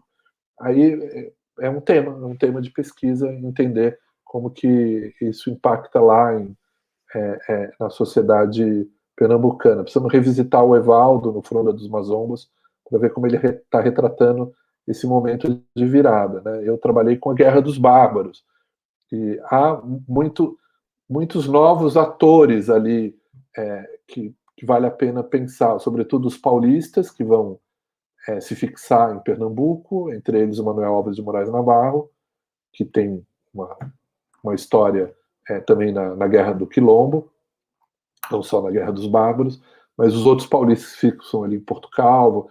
Há uma nova gente habitando essa cidade a partir do finalzinho do século XVII, mas o grande impacto vai ser o ouro, né, e a mudança da gravidade da economia para o Rio de Janeiro. Então, tudo isso pode ser um tema de pesquisa muito interessante. Obrigado, Pedro. Ana Paula. Marcela, bom, primeira vista, né, quer dizer, as elites portuguesas já estavam vinculadas com a monarquia hispânica, como nós sabemos, assim, desde o início do século XVI, porque desde que Dom Manuel se casou com 3 princesas espanholas, havia um interesse não só da coroa portuguesa, mas também de toda, né, grande parte das elites, da nobreza, do clero, do alto clero português, se aproximar da monarquia hispânica, né? Essa é uma grande discussão, enfim, a formação dessa unidade, né, que de alguma forma caminhava muito mais no início do século XVI para ocorrer com a cabeça portuguesa do que com a cabeça coroada espanhola, né? Também depois, né, Dom João III se casa com a Dona Catarina de Áustria, Carlos V se casa com a Imperatriz Isabel, a Isabel de Portugal, que vira imperatriz, e assim, né, os filhos todos de Dom João III, enfim, são vários casamentos que vão ocorrendo. Então, esse caminho, né, ele vai se constituindo ao longo do século XVI. Então, 1580, nós temos muitas elites, muitas famílias, né, que participam da elite que já são aparentadas com as elites castelhanas, sobretudo. Não vou dizer que é toda a Espanha, porque Espanha também, a monarquia hispânica é complexa, é Aragão, né, e enfim, uma outra configuração, mas há uma aproximação grande entre Portugal e Castela. Especificamente nesse momento, quer dizer, quando Dom Sebastião, né, desaparece na batalha, o que há, né, é uma presença, né, portuguesa na monarquia, na Casa Real Filipina, sobretudo com Dom Cristóvão de Moura, né, que já está ali desde os tempos de Dom João III, né, então muito próximo de Filipe II, e que será responsável pela construção dessa negociação, né. Mas é interessante nós pensarmos que, mesmo quando morre o Dom Henrique, em 1580, os possíveis herdeiros da coroa portuguesa vão abrindo mão também em nome de Filipe II, quer dizer, sabe-se que Filipe II tem a força, né, militar, ele tem a violência ao lado dele, como, né, em toda a sua trajetória de monarca.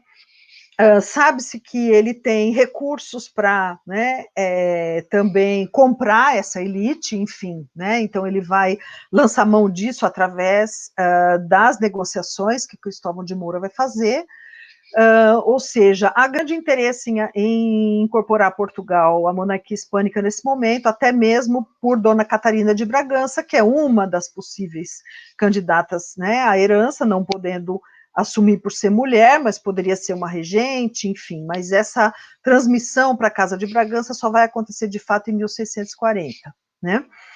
Agora, é interessante você pensar o modo como a historiografia trabalhou com isso, né? Quer dizer, que as elites portuguesas estavam, né, em grande medida favoráveis à aproximação com a Espanha e à unificação dessas duas coroas, nesse momento, em meados do século XVI, né, segunda metade do século XVI.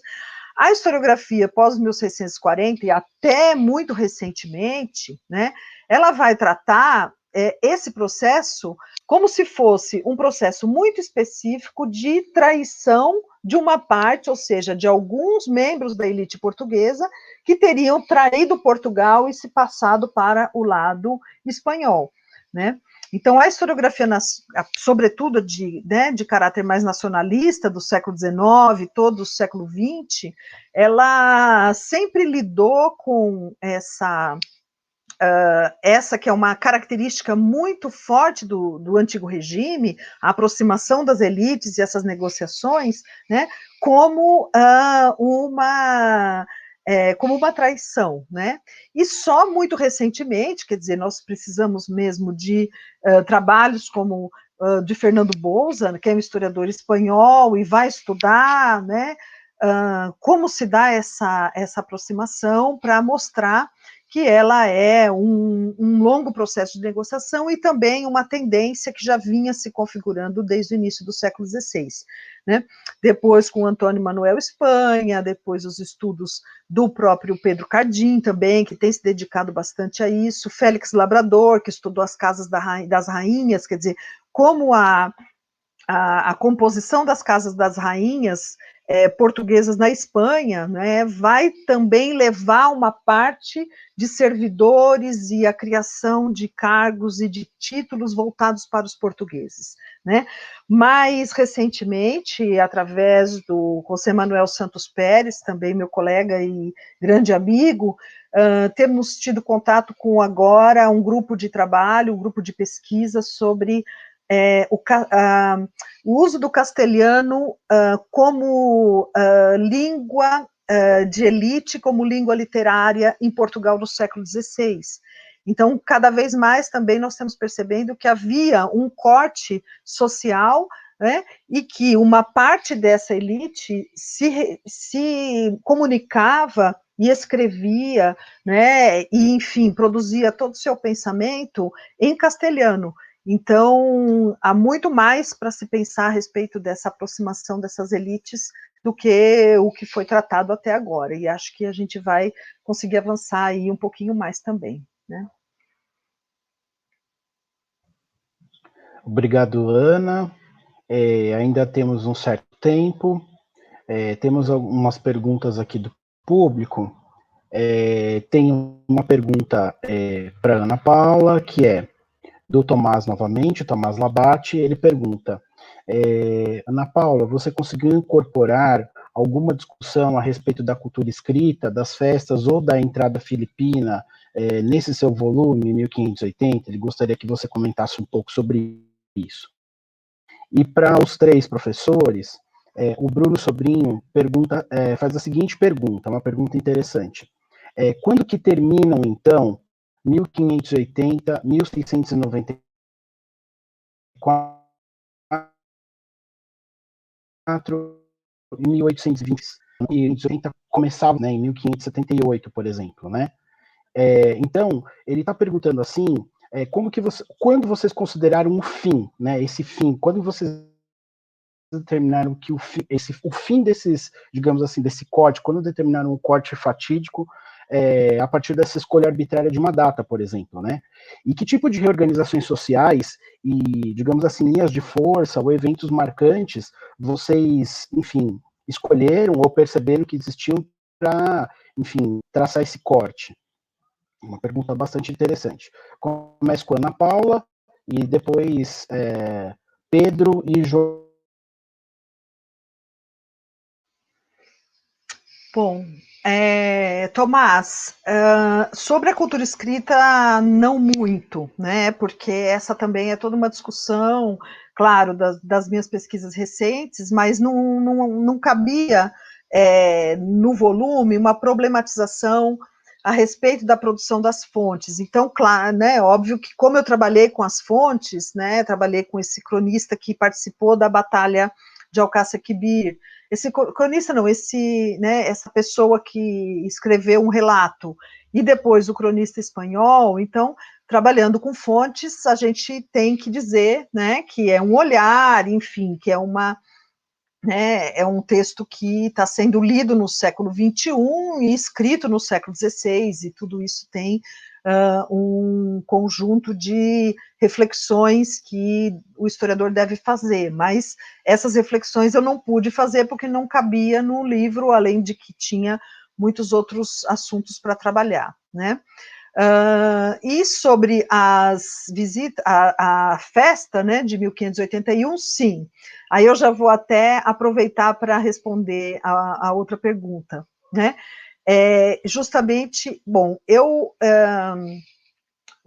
escolhi, né, terminar o livro com dois momentos. Um momento que é a entrada de Filipe II, primeiro de Portugal, em Lisboa, que foi em junho de 1581. Né? Então, eu tracei esse percurso, né, já que o cardeal Dom Henrique Rei morre em 1580, ali vem todo o problema da guerra, então, da aclamação do Dom Antônio, depois a peste, que faz com que o rei e o séquito real, que já tinham vindo de Madrid para entrar em Portugal, tiveram que ficar esperando em Badajoz, né? Depois eles vão para Tomar, fazer o juramento das cortes, né? Filipe II também com o seu herdeiro na época, mas que depois não será o sucessor, porque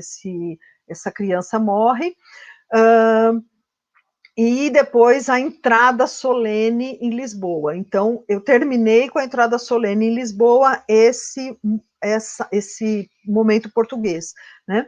Porque eu achei que era, né, o encerramento, né, desse ano, que começa em 1578 e termina em 1581, em junho de 1581, como foram essas festas e tal.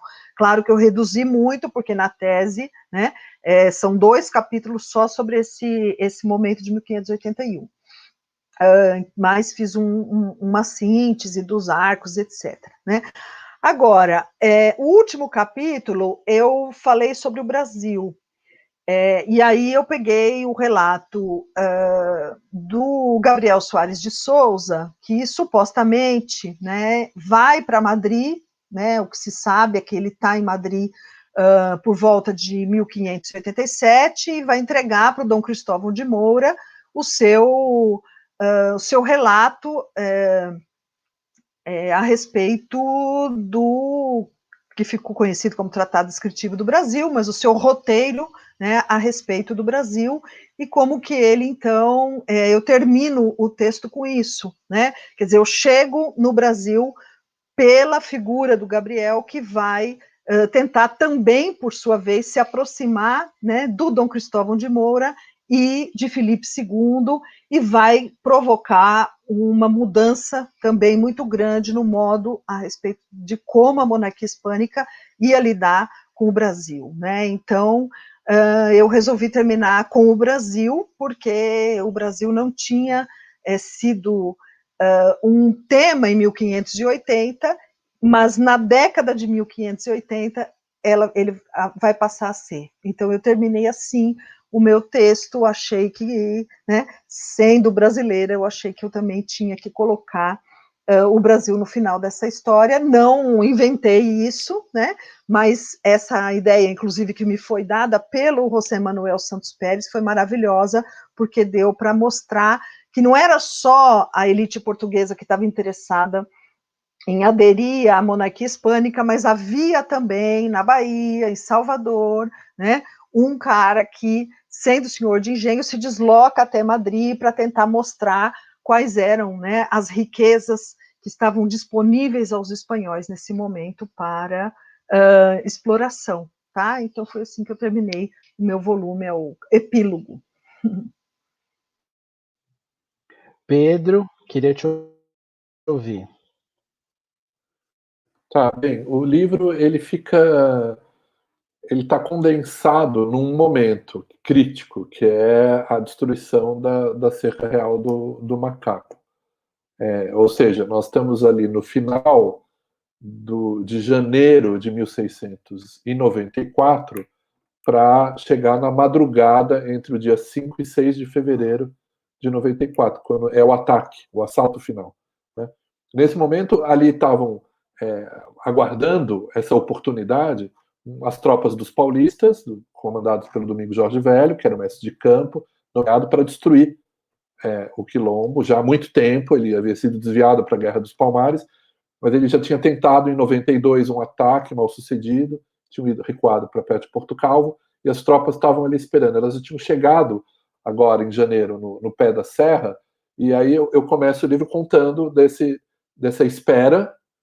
Os soldados agora foram engrandecidos com os reforços que vieram de Pernambuco, Bernardo Vieira de Mello, seu irmão Manuel, e outras tropas, uma costura de um reforço para chegar a uma força militar de 860 e poucos soldados, com um canhão e tal, para fazer o ataque final. E o livro termina falando desse assalto final. No meio, é o que o João Paulo muito bem mostrou, no meio essa data vai se expandindo. Para ela ser compreendida, ela não pode ser compreendida só olhando com a lupa para esse micro. Na verdade, é preciso expandir. Então, as expansões são a expansão para entender o próprio quilombo. Então, isso é o século XVII como um todo, entender a economia açucareira, mas entender a montagem do escravismo e a reação ao escravismo tão, assim, digamos, forte que foi a fuga que organiza uma sociedade que é uma sociedade contraditória, contrária à sociedade escravista nessa região que será Alagoas. Isso é o todo do século XVII. Mas no capítulo sobre o tráfico, a expansão é ainda maior. Eu vou até o século XVI e avanço até o XIX, para termos essa visão mais geral. Então, o livro é feito dessas expansões, mas, finalmente, a contração é o momento, aquela virada de janeiro para fevereiro de 94. Eu termino, na verdade, indicando os outros desdobramentos do ano de 94, que são importantes, a vinda a comunicação, o Manifesto do Ouro, a implantação da Casa da Moeda finalmente na Bahia, a decisão para implantar, porque ela vai começar a funcionar efetivamente em 95, e no final do ano, em novembro de 94, há o Motim do Cobre, como eu estou chamando, a revolta dos soldados em Angola, que tem a ver com a costura de um sistema monetário que está se readequando justamente por conta dessas acomodações estruturais do Império Português, tem muito a ver com a descoberta do ouro, que já era conhecida, mas 94 explica esse novo encaixe do Brasil com Angola, porque a revolta, o motim dos escravos era por conta do problema do soldo deles, mas como dizia um poeta que lá esteve degradado e participa do motim, mas como um delator, que é o Gregório de Matos, o motim era conduzido pelo rei dos giribiteiros.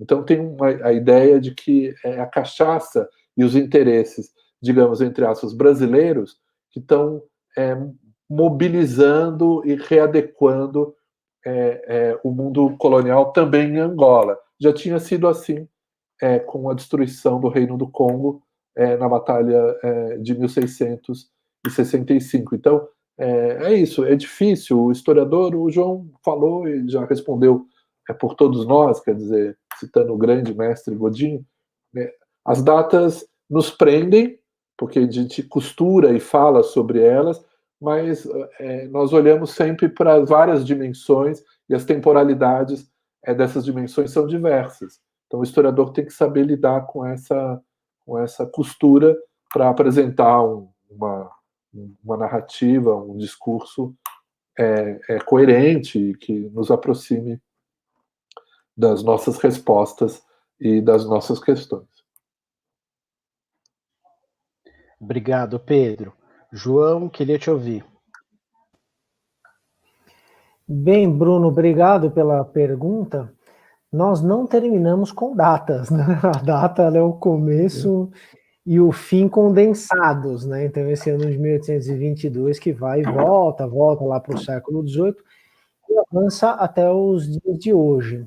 Então, nós terminamos com uma afirmação da atualidade da história constitucional de Portugal, que tem ali um marco inicial, fundamental, em 1822, e também com a história constitucional do Brasil, que também tem em 1822, e em 1823, a primeira Constituição brasileira, então, como nós sabemos, ela foi outorgada em 1824, né, após o fechamento da Assembleia Constituinte Brasileira pelo Dom Pedro I em 1823.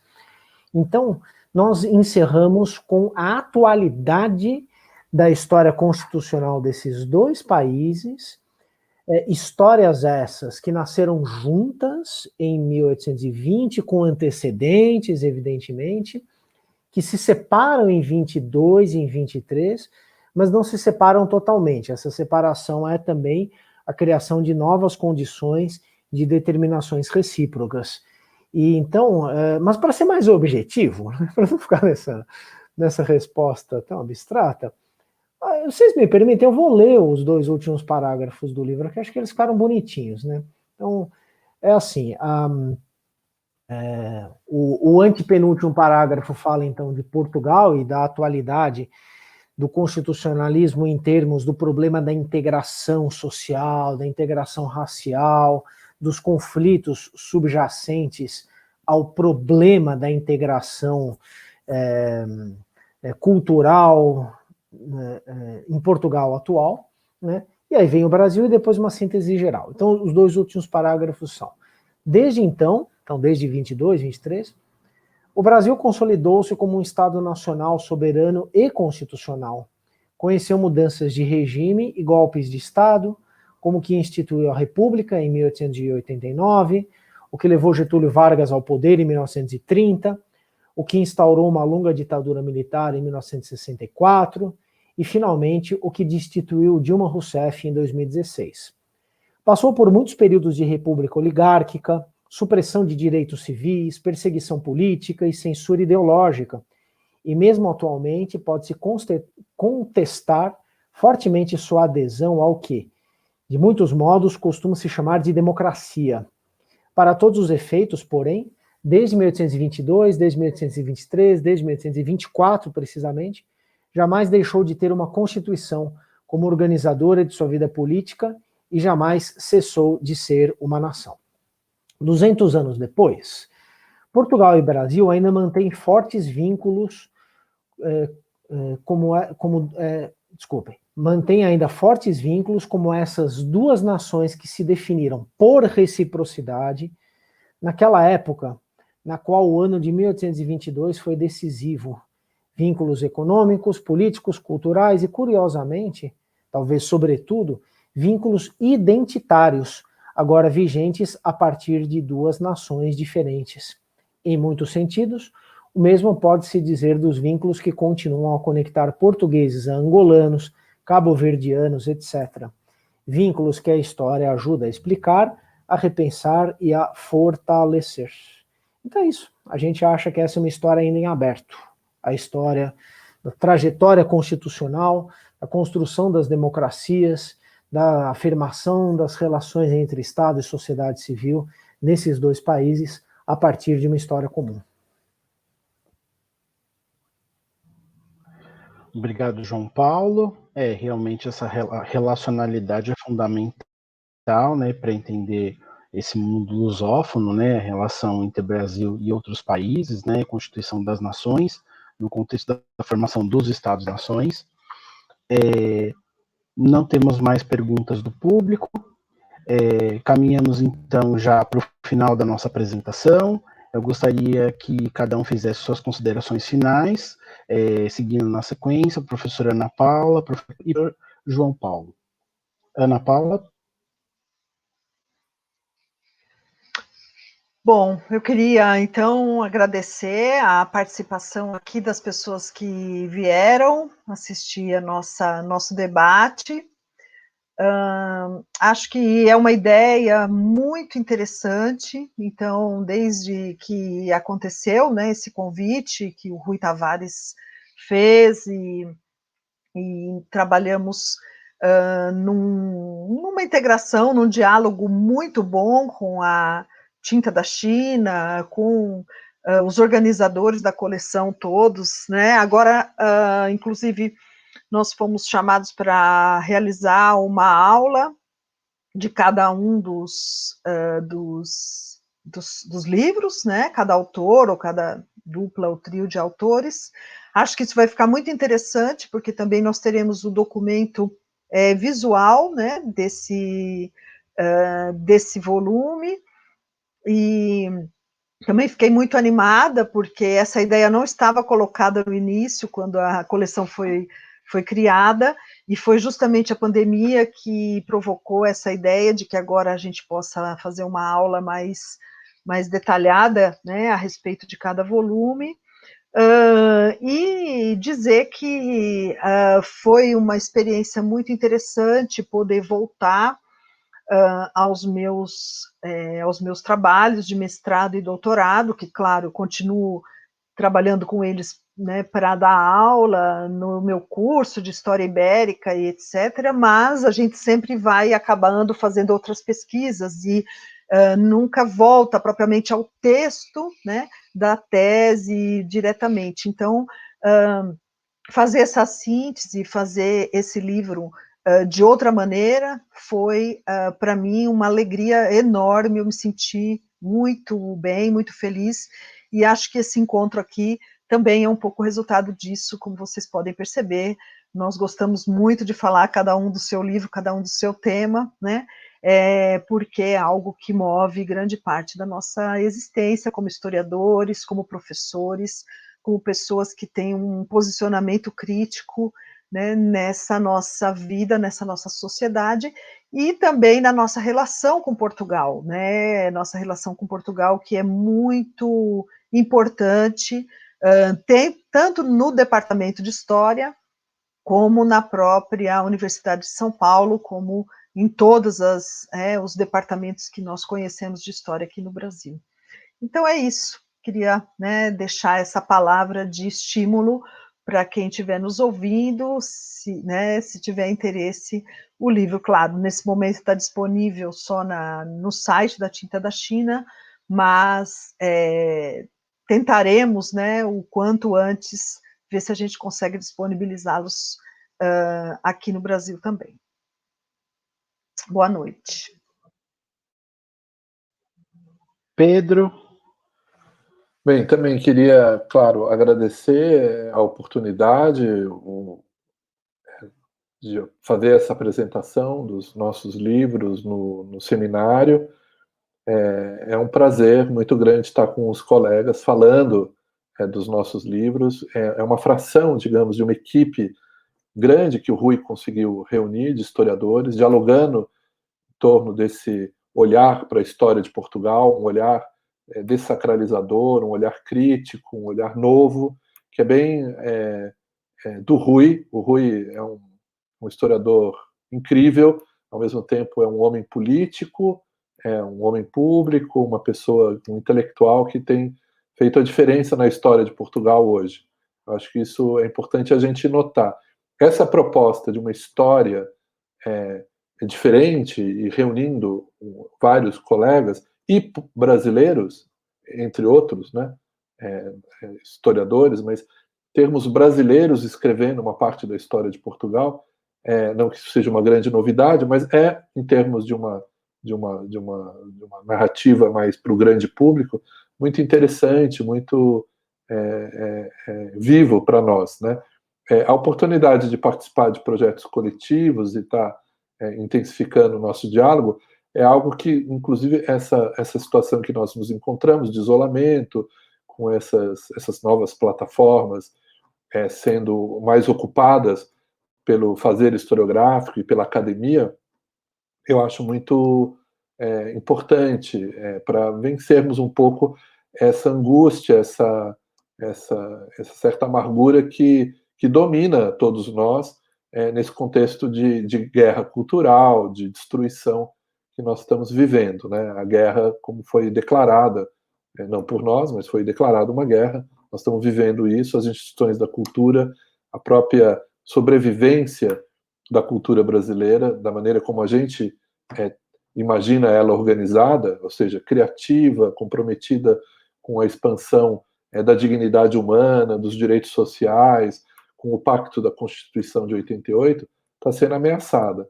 A possibilidade de estarmos juntos conversando sobre história, sobre memória e nesse diálogo intenso com a comunidade historiográfica portuguesa e com a memória coletiva em Portugal é algo, de fato, muito valioso.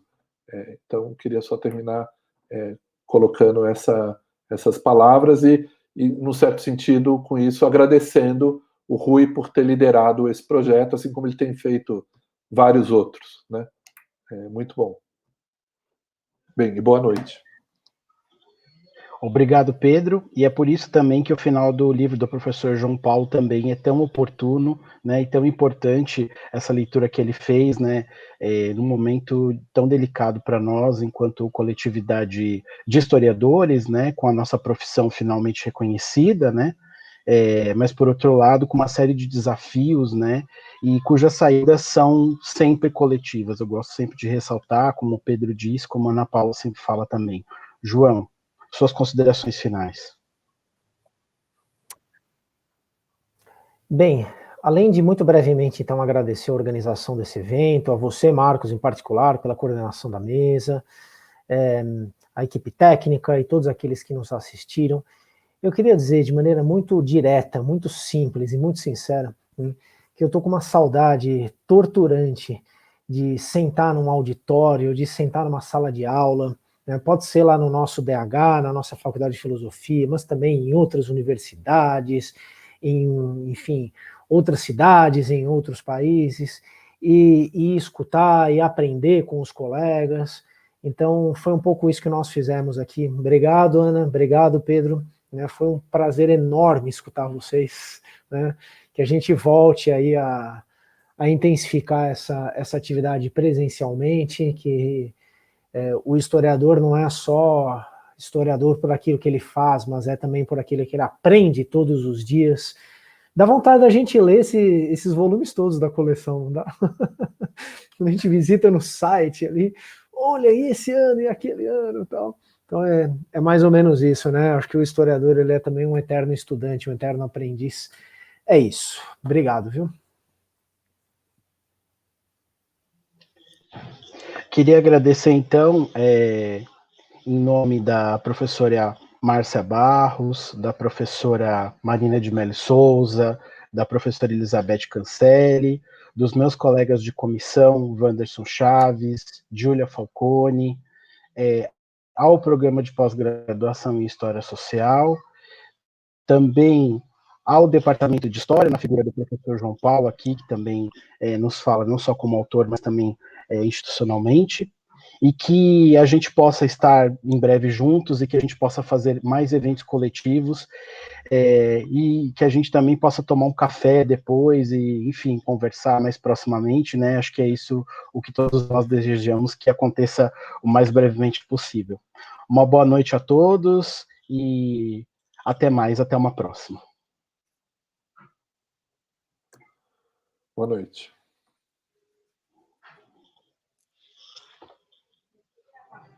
Governador do Rio, convite pelo suspeito de corrupção e lavagem de dinheiro.